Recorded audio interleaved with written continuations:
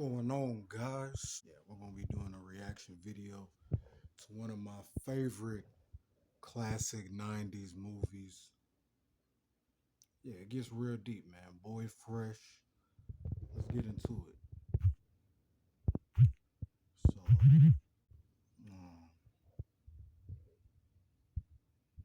It's a real cool little app, man. You can help save a baby's life for just $1 a day. Saving Moses has helped the world's most Man also linked to drug trafficking. Come on.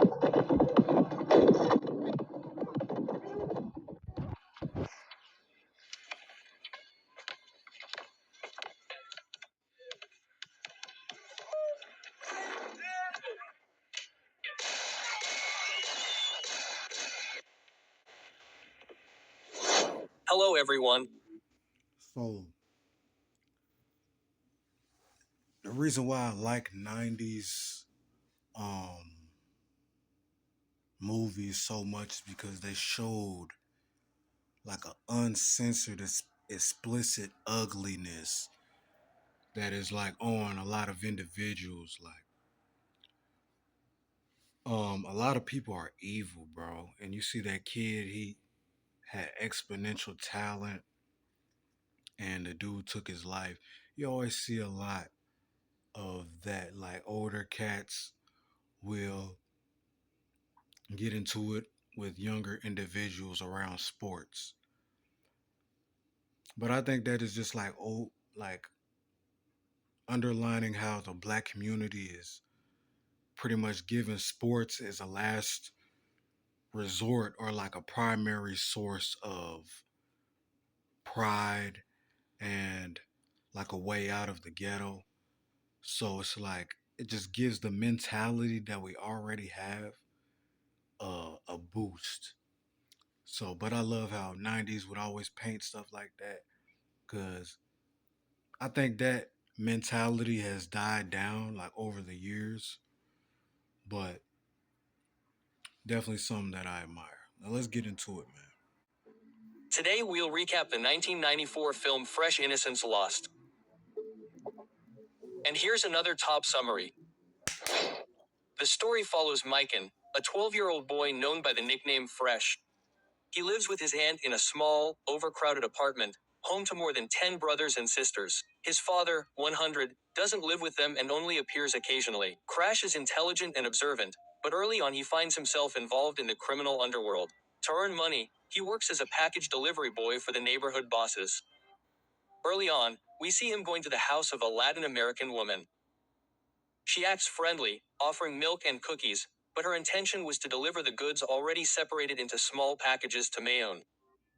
The woman tries to trick him by hiding the packages in her pocket, but the boy sees through them immediately. This job is risky, but Mayone accepts it because the local boss, Esteban, has a special interest in his older sister, Nichole.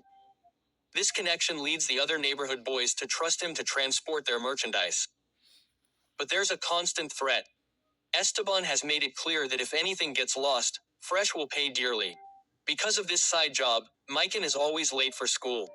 Off the streets, Crest tries to live like any other boy his age. His best friend is Chucky, an overweight, funny, but clumsy boy. He loses money playing cards, doesn't do well at basketball, and dreams of big things without realizing the danger. At school, Michael also observes Rose, a classmate who catches his eye. When he finally summons the courage to approach her, she teases him by saying she really likes Chucky.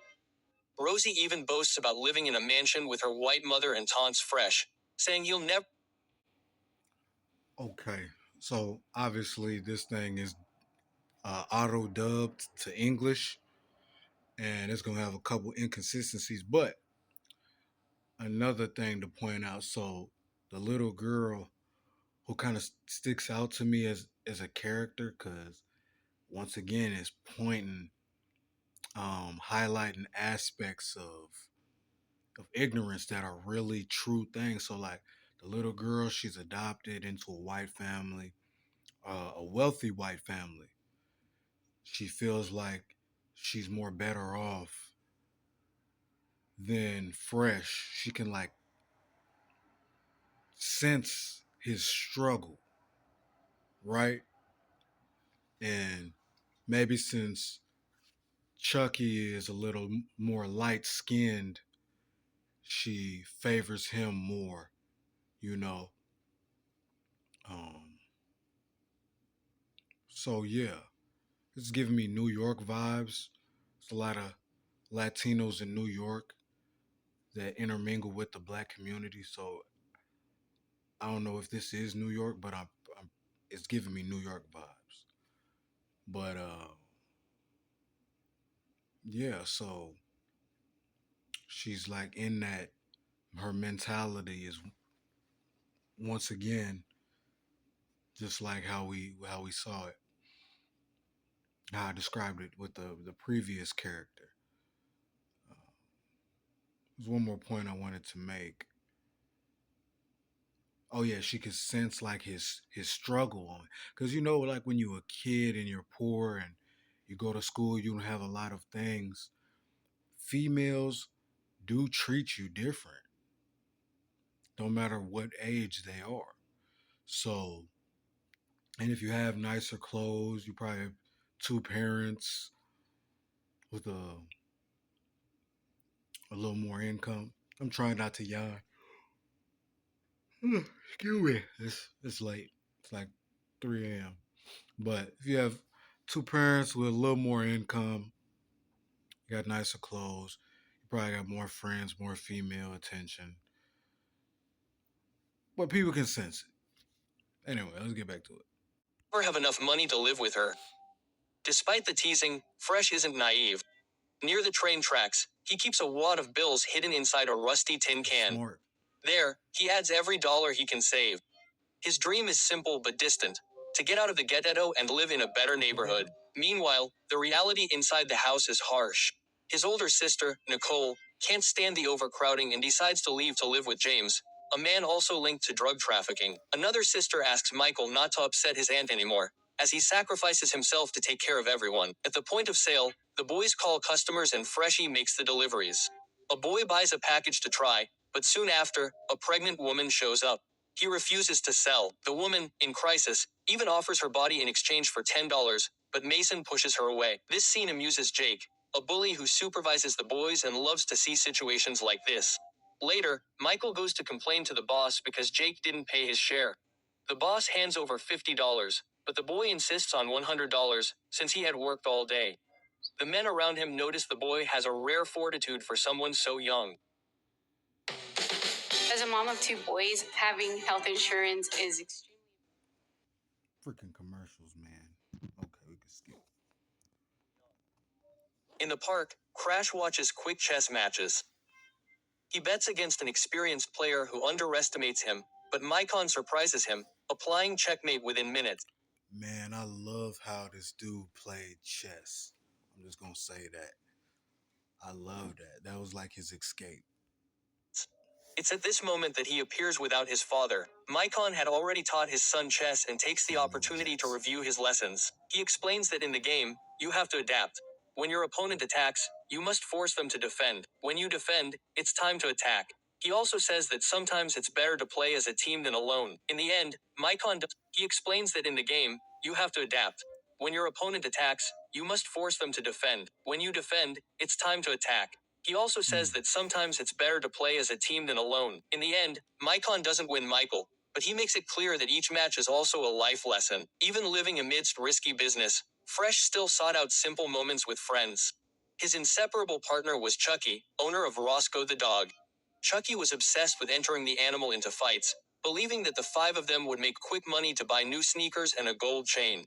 Mycon hated the idea because he took better care of Roscoe than his own owner, but his friend didn't want to listen to advice. Later, Mycon talks to Esteban. The boss seemed uncomfortable because the boy sometimes also worked for Cork, another local drug dealer. Cork's merchandise was heavier, created addiction more quickly, and yet the police didn't press him as hard. Espania, like Cork, managed to keep the business running smoothly, but he made it clear he didn't want Fresh torn between two bosses. The conversation, which had started so seriously, changed when Esteban started talking about Nichole. Even married and with a young daughter in his arms, he showed interest in her. He asked if she had a boyfriend, and Michael lied, saying his aunt wouldn't allow it. The truth was that Nichole had already left home and was living with James, a drug dealer who didn't like Fresh approaching his territory. When Maicon mentioned Esteban's stares to Nico, she wasn't fazed. To her, James was better, because he treated her like a normal person, while Esteban looked at her as if she were special, almost like a queen. And Nico didn't believe she deserved that kind of attention. Shortly thereafter, on the basketball court, Mayon watched Rose until she approached him herself. I just want to talk about his sister, right? I don't know why his sister always made me uncomfortable. But yeah, she was like off them drugs, man. And I ain't gonna speak on it, but just know I know what that's like having somebody you love off them drugs, and you don't want to look down on them because you love them. Just gets deep. On the same court, a highly skilled young man named Cordis was single-handedly facing a group of bullies. He dribbled with ease, but was knocked down by Jake, who deliberately pushed him.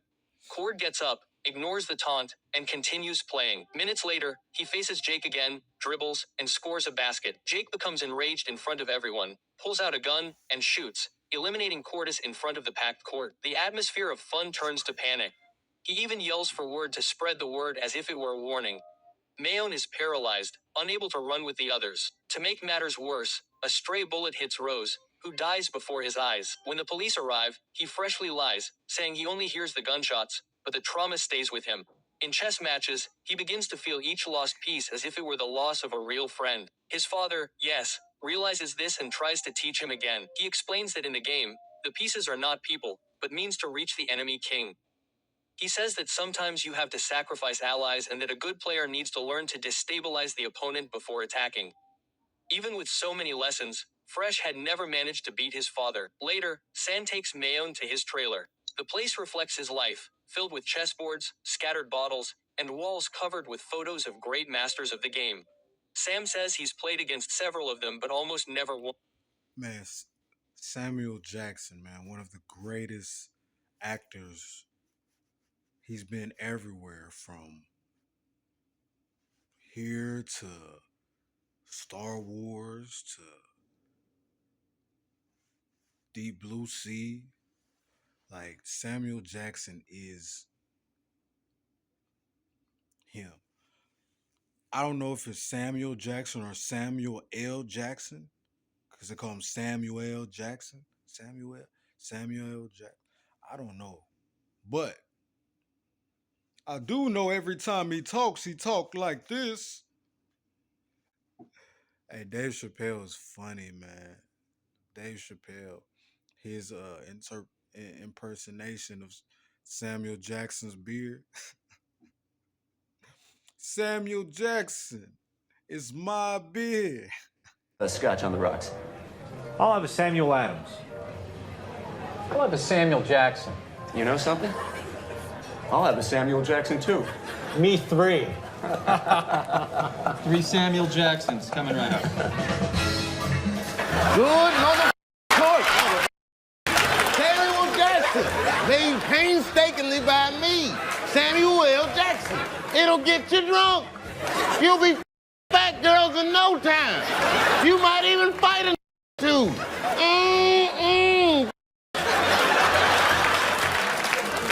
How's it taste, mother? Can you stop yelling at me, please? No, I can't stop yelling, because that's how I talk. You ain't never seen my movies. Why are you yelling? I'm not yelling. This is my voice. You ain't never seen my movies? Juice? What'd he say? All right. Samuel Jackson, though, yeah. Still, he believes that if the matches were held on the streets, with timers and money on the line, he'd have the advantage. Man, that's what I wanted to say. If Samuel Jackson can get him a movie role with a big old bald spot, there's no excuse for anybody. He ain't got no lineup or nothing. Greatest actor, one of the greatest actors of all time. Greatest black actors. But greatest actors of all time. Now let's get back to it. During the conversation, he remembers Nichole as a child, describing her as an angel, so sweet. Chuck arrives and takes Roscoe to Marina. The dog didn't have the build of a fighter, but he surprises and defeats the fiercest opponent of the round. The audience is excited, and Jake watches everything closely. His eyes meet Jimicon, leaving a dangerous tension in the air. Chalk leaves excited, receives the money, and feels victorious, but Fresh insists that he never take the dog to that place again. For Mayone, there's another way to make money without putting the animal at risk. At home, Fresh carefully sets up a chessboard and warns his sisters not to touch the pieces. What seemed like just a game actually represented the strategy he was beginning to apply in his own life. Soon after, Fresh accompanies Chuck to Esteban's house. That is cold. He's playing chess against himself. And it's a strategy that he's applying in his own life. So he listened to what his dad, 100, told him. That you got to get rid of your allies or something like that. Sometimes you got to get rid of your allies. If you've seen the movie, you connect. Now it's making sense. Making sense. There, the boy is shocked to find Nichole, his sister, high on drugs, lying in his boss's bed. Esteban cynically thanks Michael for sending his sister to him and kicks Chuck out of the room. He then tells Fresh to start acting alone and promises that he'll soon rise in the business.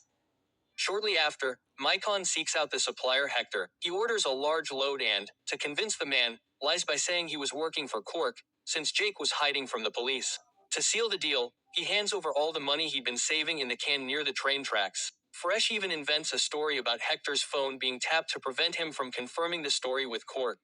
The supplier believes him and promises delivery within the hour. Meanwhile, Chalk continues to brag. He excitedly talks about how important he'll be now, how rich he'll be, and how he'll control the neighborhood. Another boy listening in asks Mayone why he's still hanging out with Chucky, since he only gets into trouble and doesn't think before he acts. Shortly after, Michael and Chucky go to a bookstore. Fresh had reserved books and intended to use them to disguise the cargo inside the backpack, hiding the contents from any inspection.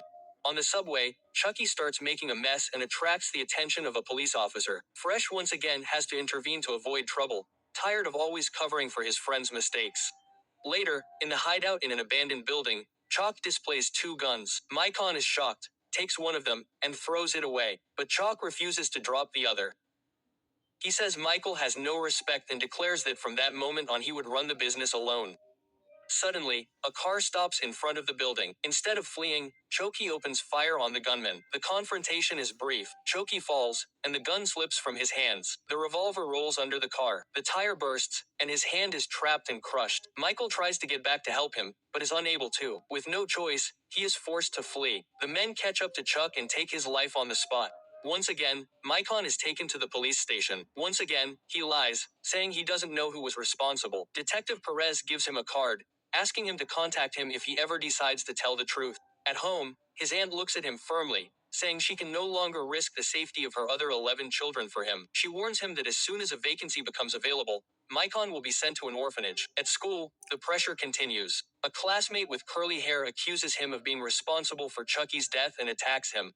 Micon tries to defend himself, but the weight of guilt already weighs on him. Shortly after, as he leaves the house, Micon is surprised. A pickup truck stops on the street, and he is pushed inside. The destination is Kirk's headquarters. The drug dealer faces him and says he suspects Saint Ban, since the same merchandise has started circulating in his territory. Fresh remains calm, denies any connection and invents a story about Jake being the one who hired him, placing all the blame on him. When Mecha accuses Jake of betrayal in front of Kirk, the man becomes furious and almost kills the boy on the spot. But suddenly, other men turn their attention to Jake.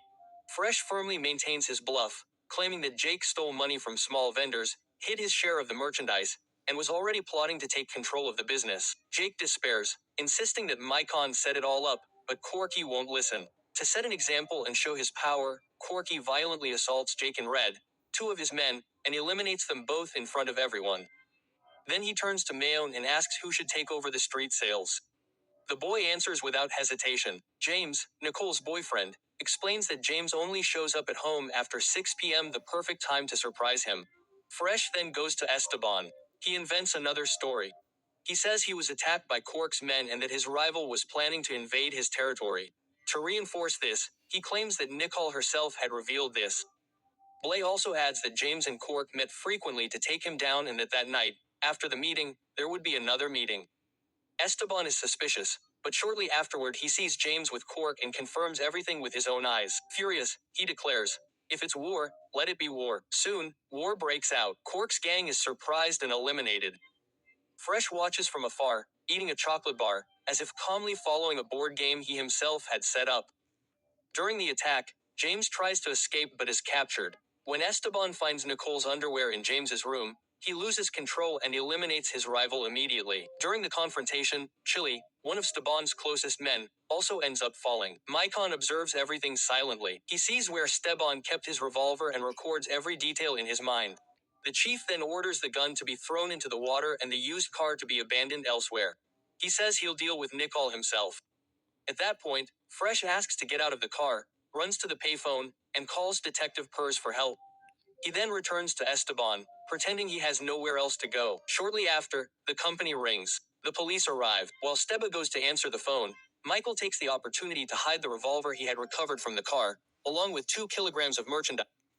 So this got me thinking, bro, if this was a chess game,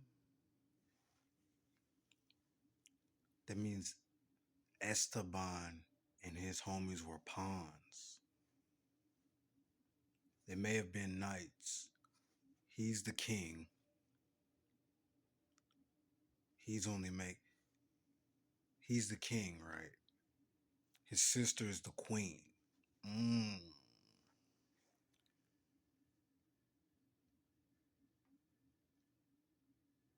Oh, hold up. She castled because she moved from dude's crib to Esteban. She already castled. She moved spots. Esteban may be a rook. Type stuff. I'm trying to put it together. Everybody else on that list that got sacrificed was a pawn. His friend, his sister's ex dude. He's playing against himself. This is crazy. All right. I'm a deep thinker. Let's get Under the mattress. The detective enters, reporting that neighbors had heard gunshots and called the police. Fresh accuses Esteban of planning to kill Nichole, in addition to having just eliminated Cork's entire gang and James out of jealousy. Nichole, desperate, tries to defend Esteban, but Mayone counters. She only protects him because she's afraid of him. When the police find the gun and the hidden merchandise, Esteban realizes he's fallen for the boys' plan. Michael then declares his willingness to testify against him, but imposes the condition that he and Nichole receive protection and be taken out of the compound. He accepts, guaranteeing police protection. The final scene takes place in the park. Fresh arrives late for another chess game with his father, unfazed by the delay. He sets up the board and prepares, but when he looks up, he sees his son crying uncontrollably. This was no longer a simple game. It was the reflection of everything Mayone had done, every calculated move, every sacrifice, and the loss of his own innocence. A real checkmate, not on the board, but in his life. The moral of the story shows us that even at such a young age, Markin needed to use strategy and composure to survive in a cruel world. By transforming life into a chess game, he discovered that to win, sometimes you have to give up what you love most. It's a tough film, but brilliant in its message. Intelligence is also a powerful weapon. That said, my rating for the film is a 10. And everyone, on a scale of 0 to 10, what would you rate this film? And if you don't like Amazing movie is one of my favorites. Sometimes it's hard for me to watch it because it's so gruesome, like City of God. It's hard to watch, but I love it, and I recommend that you sit down and you watch it on your day off in the daytime so you can think it over and not have that on your mind when you go to sleep. But it gives you perspective to think. Great movie, amazing movie. All right, thank y'all for tuning in, man. For sure.